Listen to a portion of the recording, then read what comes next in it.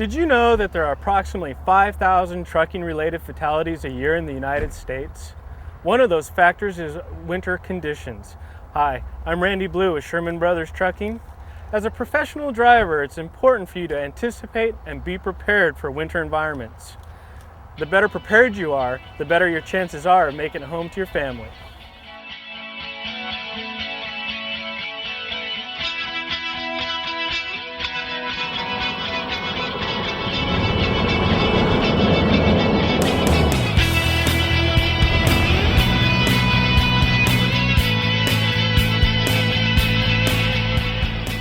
A professional driver takes pride in being prepared for the many challenges and problems associated with winter driving, such as maintenance, warm clothes, and planning extra time into the trip. It may not be your favorite season to be on the road, but in trucking, there are times when we operate in severe conditions, especially if you're going over mountain passes. As a professional driver, it's part of your job to be prepared and anticipate the challenges or problems that may arise in winter driving. This video has been designed to train or help remind you of how to prepare and what to expect when operating in a winter environment. We'll first look at trip planning and personal protective equipment, or PPE. We'll show you the items to check during a pre-season inspection of your vehicle and chains. We'll share safe driving points and the criteria that other professionals use to decide when to put on chains. We'll review chain up procedures and regulations, as well as driving with chains. And finally, we'll go over chain removal. It's our goal in this video to provide information that helps you prepare for winter driving. This will help eliminate accidents and injuries that result in downtime. This is very important because for most of us, if the wheels are not turning, we're not earning.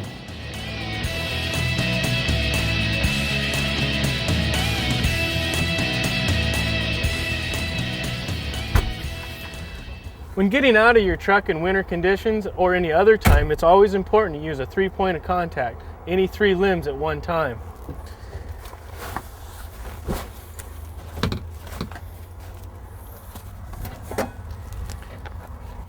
In my duffel bag here, I got some items for winter driving. We'll go over these. While Daryl's doing a thorough pre-trip of the truck and trailer, let's talk about some of the items you might want to carry with you during the winter time. One is safety glasses. Anytime you're using rubber rope, you want to have safety glasses on. The other item would be a high visibility safety vest so that other traffic can see you when you're working around your truck. Other items that I think a professional should have with them: some insulated coveralls to keep you warm when you're outside in the elements. Some knee pads so that when you're kneeling down around the truck on snow and ice, you keep some of the cold away from you. A headlamp. Using a headlamp frees up both your hands so that you can chain up quicker. Make sure you have the proper wrench for your cam locks. A tarp so that you're not laying in the snow, ice, and water. Stocking cap of some kind to keep your head warm. A shovel. Good to have a shovel with you so that you can dig snow out from underneath your tires. Some good waterproof gloves. These are sized a little larger so we can put warmer gloves on the inside. All of this we put into a duffel bag so that we're always grab and go ready.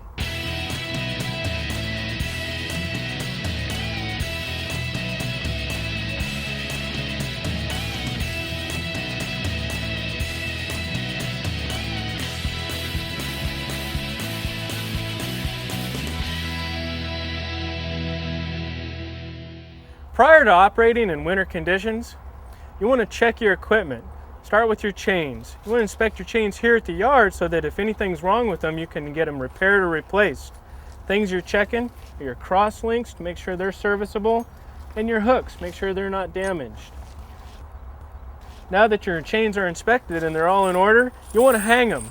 Hang them in such a fashion that they're organized so that when you take them back off, you know which chains you're grabbing.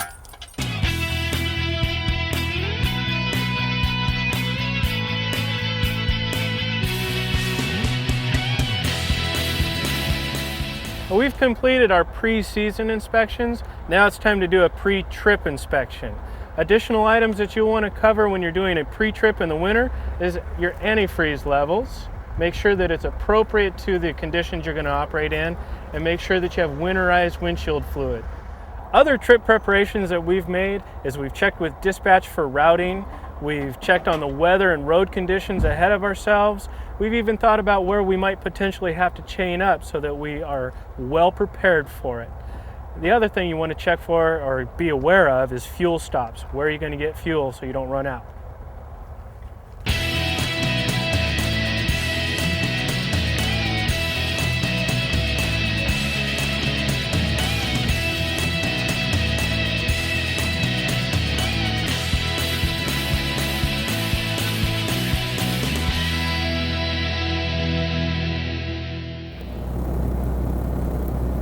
Driving in winter conditions requires a safety type attitude. You need to think about the conditions you're operating in, the freezing conditions. One of the things you can use is a thermometer to tell you what the outside air conditions are. Truckers who don't anticipate and adjust for the driving conditions they're in sometimes find themselves in bad situations like an accident or an incident. Winter weather conditions has its own set of issues, such as visibility, reduced traction, and increased stopping distance. Following distance should be between 8 to 12 seconds so that you have time to stop. Adjust your speed according to the conditions and visibility. When you're climbing hills, stay in the right lane. Don't travel on the right shoulder or cross over what's known as the fog line. That's an emergency lane and there could be stopped vehicles over there. Driving too fast in certain conditions, such as when there's water on the road, can cause hydroplaning. Or if it's icy out, you could jackknife, especially when you're crossing over bridges or overpasses. Headlight safety is something else to keep in mind. Whenever there's oncoming traffic, utilize your low beams. If it's dark outside, use your high beams until there's oncoming traffic to give yourself as much vision as possible. Speed control is an excellent way to manage winter driving conditions. Remember that you have one chance to go too fast and a lot of chances to go too slow.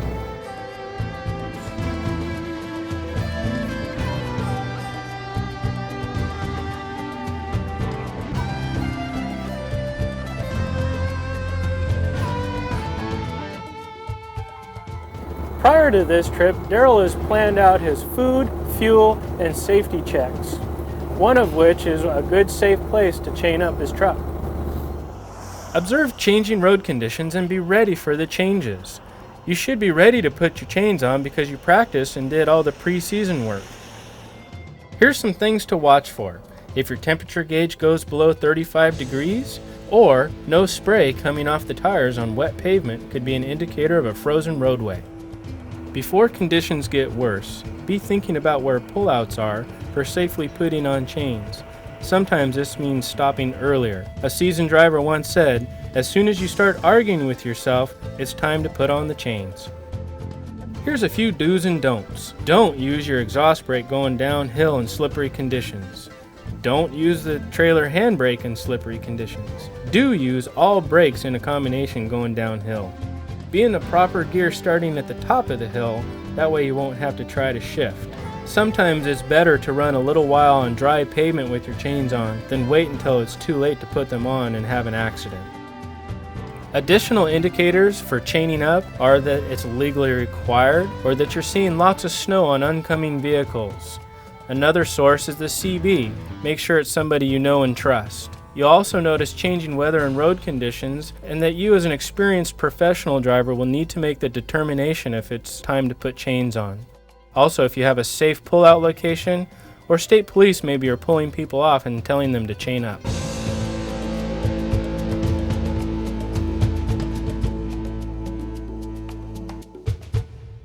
Since we did our pre-season checks, we know our chains are organized and ready to be put on, so it won't take near as much time.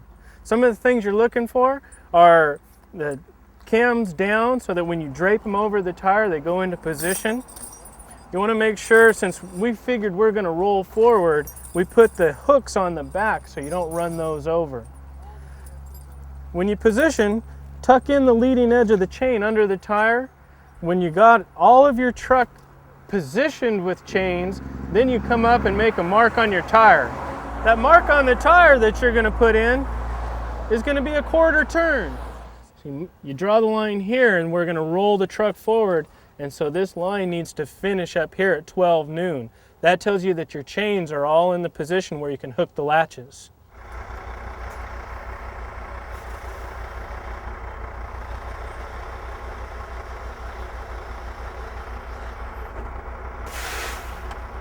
So now you've got all your chains in position, it's time to start hooking them up. First one you want to do is the inside rail. You want to hook that as tight as you possibly can, and then go to the outside rail, again, pulling as tight as you can, and then you start working the cams.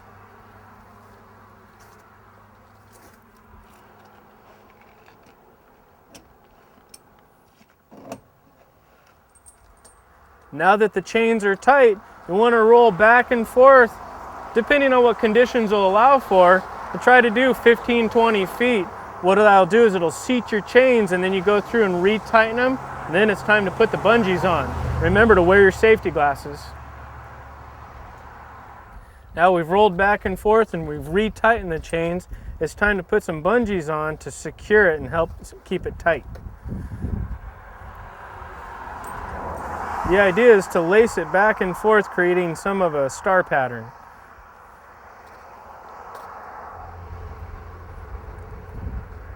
Now we've got our chains all adjusted and the bungees on. Another good thing to keep in mind is to keep your window cracked just a bit so you can hear the sounds the chains are making.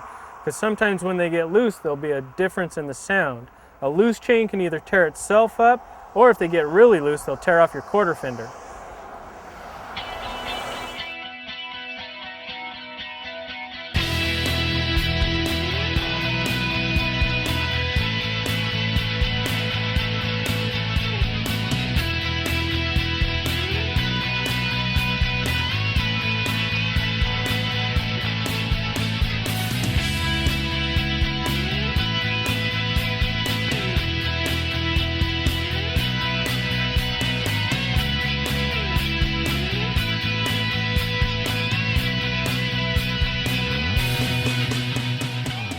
Driving with chains on presents some challenges, like dry pavement. There will be times when you have to operate with chains on and the pavement's dry. So go a little bit slower and pay attention not to spin your tires. You want to make sure to keep your speed slow.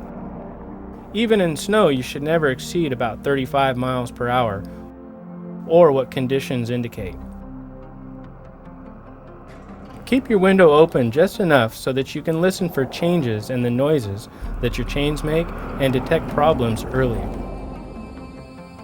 It's a good idea to keep about an 8 to 12 second following distance from the vehicle in front of you. Good speed and space management will keep you out of trouble. And finally, be thinking about places to pull off and safely remove your chains.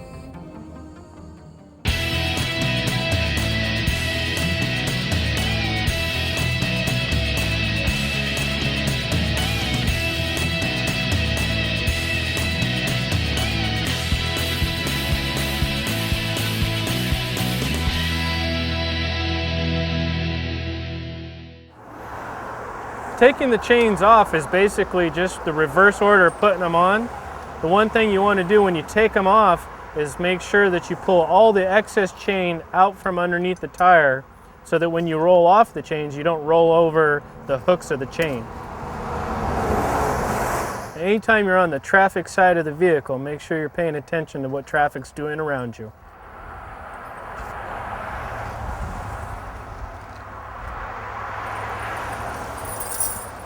Now when you take your chains off, you also want to be very organized about it.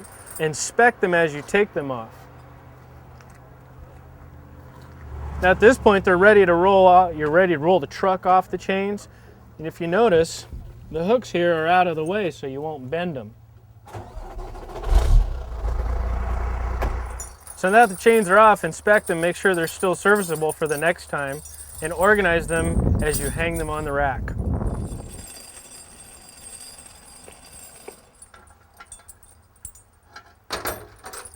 Everybody has their own way of organizing chains. Daryl uses a manner where the singles are on the front of the rack and the three railers are on the back side of the rack, so he always knows he's grabbing the right chain when he needs it.